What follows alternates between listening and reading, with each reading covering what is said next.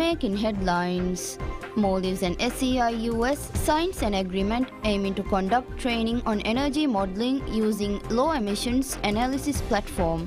The Sports Minister announces the government's plans to amend the Sports Act as part of its efforts to instill positive values in children through sports. And MMA reports that $72 million were emitted abroad last year.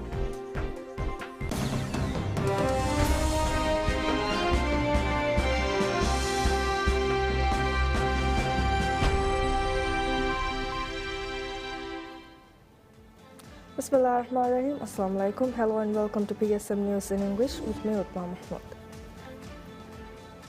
Maldives and Stockholm Environment Institute US SCIUS reaches an agreement aiming to conduct a training on energy modeling using low emission analysis platform LEAP.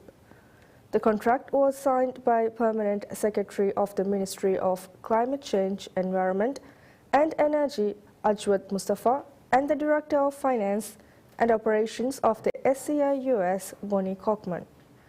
Under the agreement, the training will be held in the Maldives, providing hands-on experience with the LEAP IBC modeling software to an expected 25 participants. The primary objective of the initiative is to enhance the Maldives' capacity to track greenhouse gas GHG emissions and mitigate efforts enabling the country to meet its reporting obligations under the Enhanced Transparency Framework (ETF) of the Paris Agreement. The CBIT Maldives project seeks to strengthen long-term institutional arrangements, systemize data collection and processing, and develop indicators and methodologies. These efforts will inform national decision-making processes and contribute to the effective management of climate change challenges.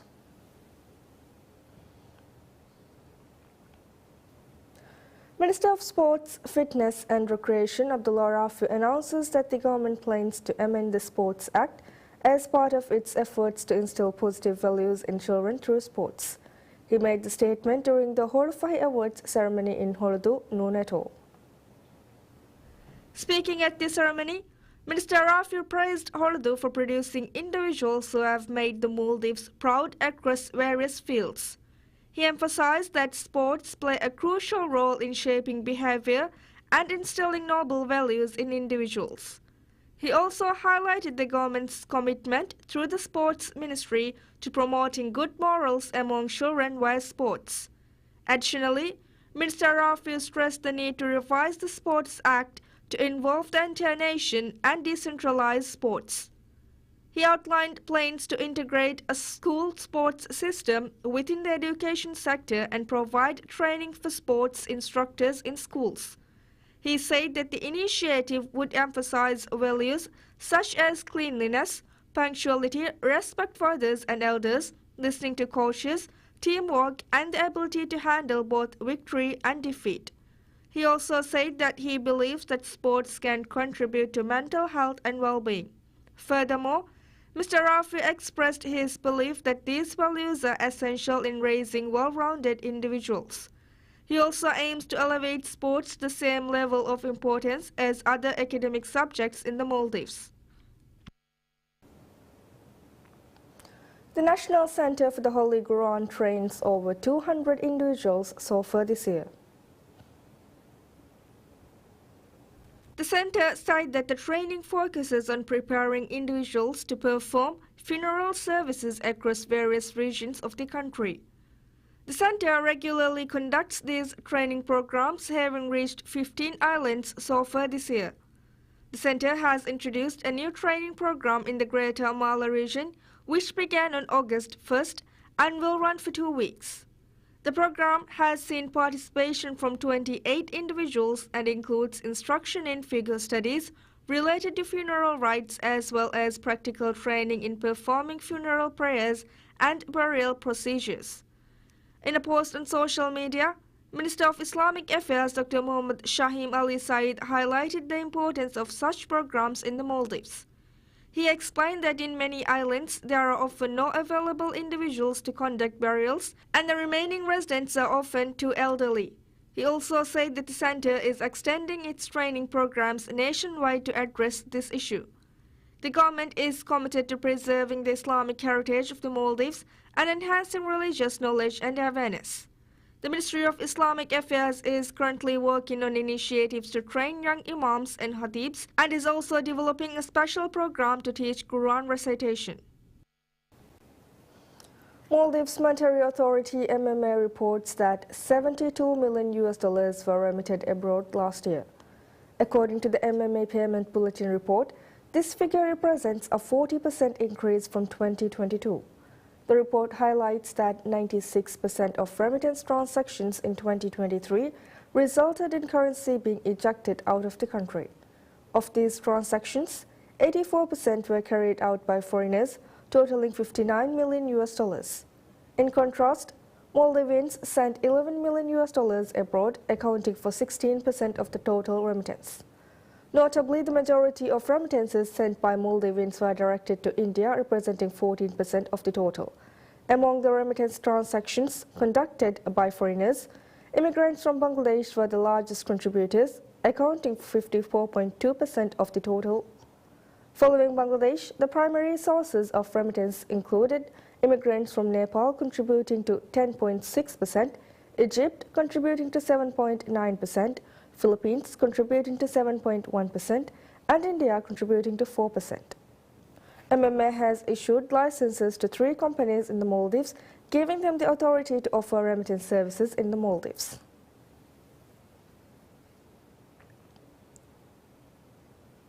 The Maldives Industrial Fisheries Company Limited, MIFCO, records a 12.5% increase in fish processing last week. The latest statistics released from MIFCO shows that the company processed 467 tons of fish last week, compared to 450 tons the previous week. After a period of decline in the fisheries sector of the country, MIFCO has seen a rebound in its processing numbers. The statistics also shows that 467 tons of fish were received from 192 fishing vessels last week, a significant increase from the 119 vessels in the previous week. A total of 73 more vessels supplied fish to MIFCO. Notably, September 3rd saw the highest volume of processing over the past 2 weeks, with 44 vessels contributing 135 tons of fish. MIFCO has introduced a credit system to encourage more fishing activity, offering up to 10 tons of ice to fishing vessels, with payments to be deducted from future sales. The company is also working to expedite payments for fish caught by fishermen. The government has committed to disbursing payments to fishermen within 2 weeks and has already disbursed $71 million as of September 3rd. The company has also streamlined the fish processing process for fishermen, utilizing both its fishing vessels and collection centers for efficient processing. The government initiates efforts to establish a strong transportation system connecting the newly reclaimed areas near Mali City. The initiative is being carried out in collaboration with the Ministry of Transport and Civil Aviation and the Maldives Transport and Contracting Company, MTCC. The reclamation and development of several lagoons in the Greater Mali region form a key component of the government's larger development master plan, with the Ras Mali project being a flagship initiative announced by President Dr. PSMNEWS. As such, several of these projects are already underway across the region, with early attention being given to the establishment of essential services. Speaking to PSMNEWS, Managing Director of MTCC Ahmad Saudi confirmed that efforts to establish a strong transport network linking these areas have begun. He noted that MTCC is collaborating with the Ministry of Transport to develop transportation models for the region. He also emphasized that President Muiz's vision is to connect Ras Mali, Gidawarfal and Golifal through an integrated transport system. Additionally, Saudi noted that the recent adjustment in the start time of bus services in the Greater Mali region, now beginning at 5 a.m. instead of 6 a.m., is part of this ongoing work. MTCC is continuing to collect data to better understand peak hours and user demand as part of its efforts to optimize the transport network. The Maldives Police Service (MPS) states that the theft was the most frequently reported crime in August. The latest statistics released by the MPS shows that a total of 1,009 cases were reported in August, with over 300 of them being thefts. Since the release of police statistics, theft cases have averaged over 3,000 annually. A total of 3,973 theft cases had also been reported by the end of 2022, and this number stood at 3,818 by the end of 2023. The statistics shows that the traffic accidents were the second most reported incidents in August, with 204 cases, while 130 drug-related cases were recorded. The most common cases reported during the month include 323 thefts, 204 traffic accidents, 130 drug offenses, and 70 instances of lost property.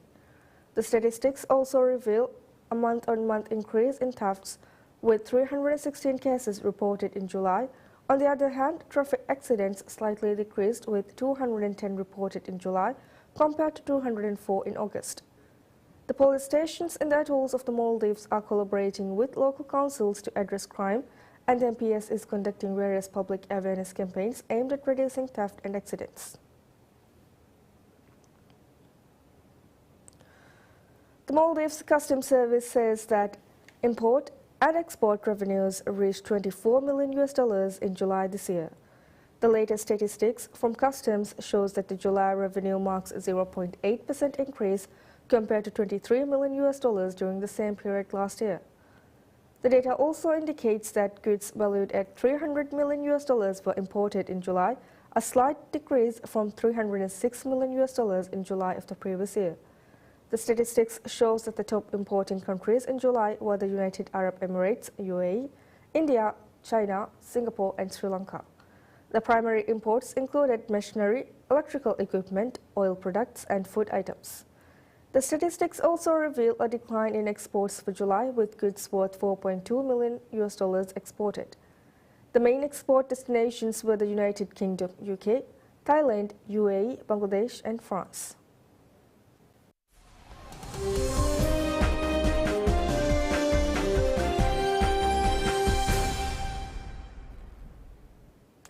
BYD Pakistan, a partnership between China's BYD and Pakistani car group Mega Motors, predicts that up to 50% of all vehicles bought in Pakistan by 2030 will be electrified in some form, in line with global targets. Warren Buffett-backed Chinese electric vehicle giant BYD last month announced its entry into Pakistan, making the South Asian nation of 250 million people one of its newest markets. The partnership has announced plans to open an assembly plant in early 2026, but will introduce vehicles for sale later this year after launching 3 models in August. Kamran Kamal, BYD spokesperson in Pakistan, told that he sees conversion to new energy vehicles at up to 50%. I think that is the number globally being quoted, that the combustion engine cars and the new energy vehicles will be 50-50 split. That's how I see it. The target is an ambitious one for Pakistan's auto sector, which has been largely dominated by Japanese automakers Toyota, Honda and Suzuki, with vehicle sales hitting a 15-year low in the fiscal year to June. Kamal said the challenge of charging infrastructure would be addressed by government plans to incentivize its construction. Local media reported in August that standards for EV charging stations had been drafted by the Power Ministry, with the government considering offering them affordable electricity. I think Pakistan might lag a little bit, but I don't doubt that Pakistan will be too far behind.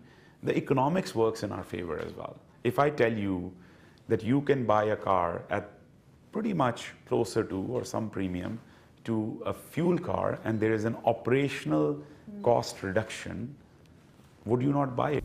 Kamal said BYD Pakistan is collaborating with 2 oil marketing companies to establish a charging infrastructure network and aims to establish 20 to 30 charging stations within the initial phases concurrent with the rollout of its cars. BYD Pakistan will initially sell fully assembled vehicles which are subject to high import charges, then vehicles shipped in parts and assembled locally.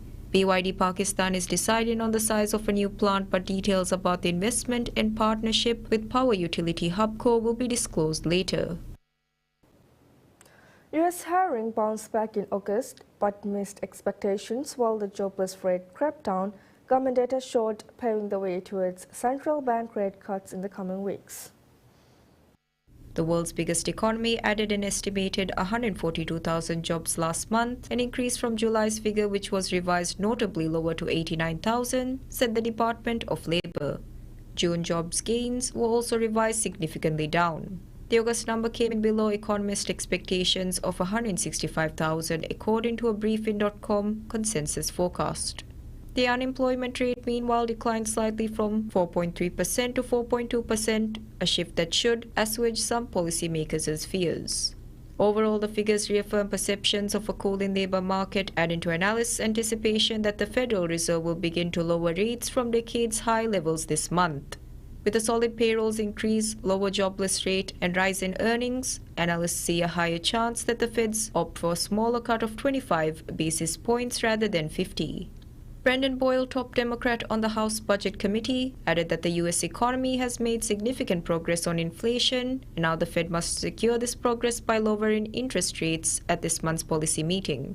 Analysts have been eyeing the job market as high interest rates bite while inflation cools, with some arguing the Fed has waited too long to lower the benchmark lending rate.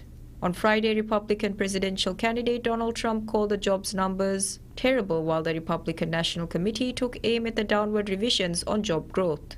How well the market holds up could affect the size of Fed rate cuts following its September 17th to 18th gathering. While they do not expect a large reduction this month, current trends leave open the possibility of larger 50 basis points rate cuts in November and December.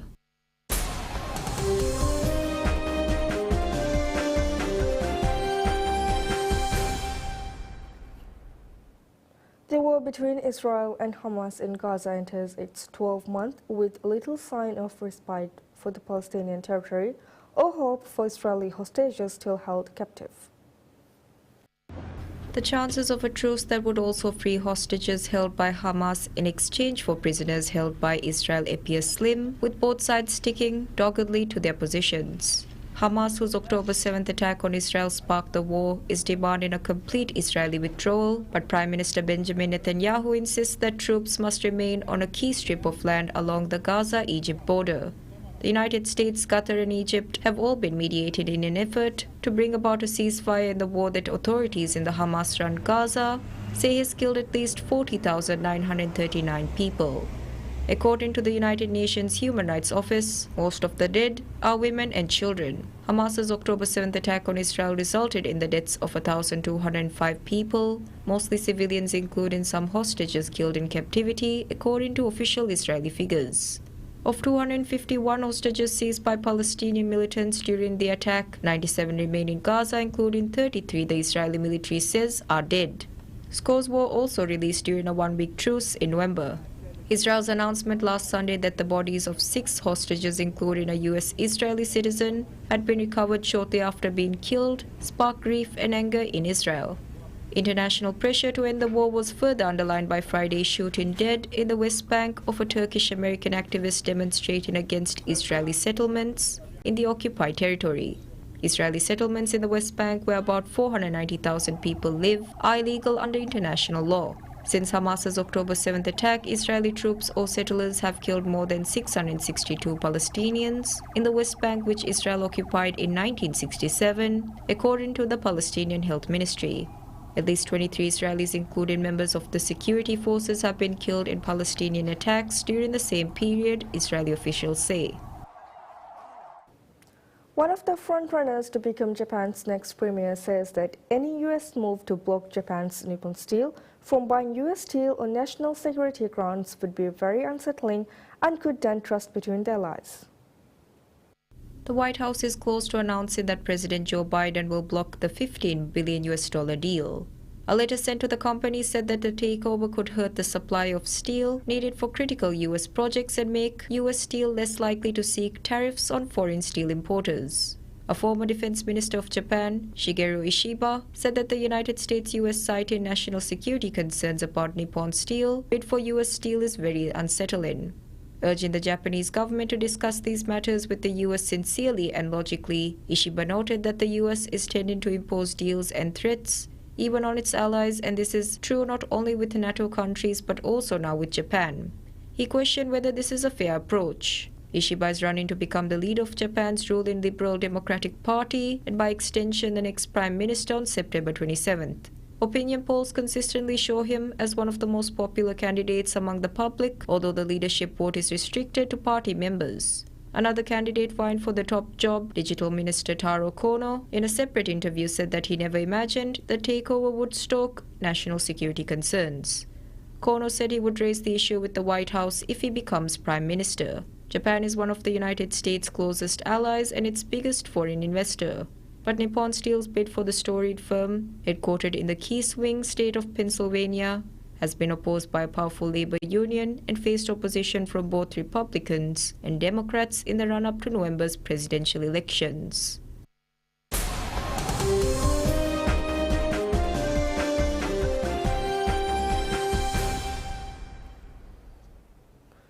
Aryna Sabalenka dedicates a US Open title to her family, who never gave up on her dream after a third Grand Slam title was achieved in a year of personal torment.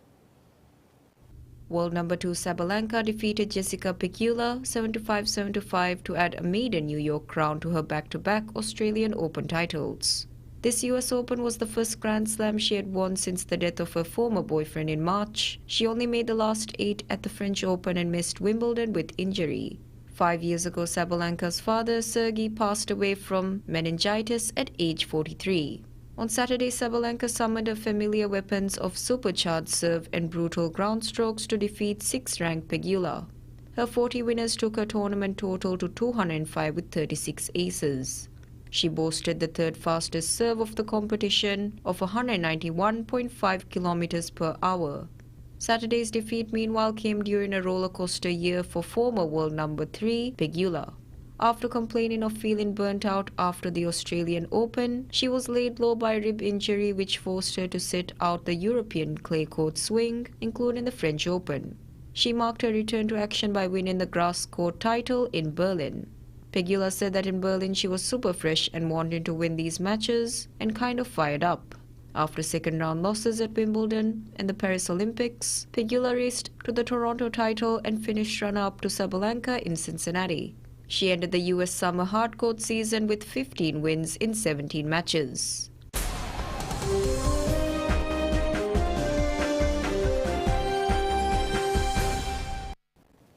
Boeing's Starliner made its long-awaited return to Earth without the astronauts who rode it up to the International Space Station after NASA deemed it too risky to bring them back aboard the spacecraft. After years of delays, Starliner launched in June for what was meant to be a roughly week-long test mission, a final shakedown before it could be certified to rotate crew to and from the orbital laboratory. But unexpected thruster malfunctions and helium leaks on its way up derailed those plans, and NASA ultimately decided it was safer to bring Butch Wilbur and Sudi Williams back on a rival SpaceX Crew Dragon, though they'll have to wait until February 2025. The gumdrop-shaped capsule touched down softly at the White Sands Space Harbor in New Mexico, its descent slowed by parachutes and cushioned by airbags having departed the ISS around 6 hours earlier. Ground teams reported hearing sonic booms as it streaked red-hot across the night sky, having endured temperatures of 3,000 degrees Fahrenheit or 1,650 degrees Celsius during atmospheric re-entry. NASA welcomed the well-executed landing. Associate Administrator of the agency's Space Operations Mission, Directorate Ken Bowersox, said that NASA and Boeing learned an incredible amount about Starliner in the most extreme environment possible. After carrying out extensive ground testing to simulate and overcome the technical issues encountered during Starliner's ascent, Boeing promised, both publicly and behind closed doors, that it could safely bring the astronauts home. NASA, however, disagreed. The stakes remain high for the century-old aerospace giant, with its reputation already battered by safety concerns surrounding its commercial jets and its long-term prospects for crewed space missions hanging in the balance. Shortly after undocking, Starliner executed a powerful breakout burn to swiftly clear it from the station and prevent any risk of collision, a maneuver that would have been unnecessary if crew were aboard to take manual control if needed. That's it for now. Thank you for watching. Have a pleasant day ahead. Bye-bye.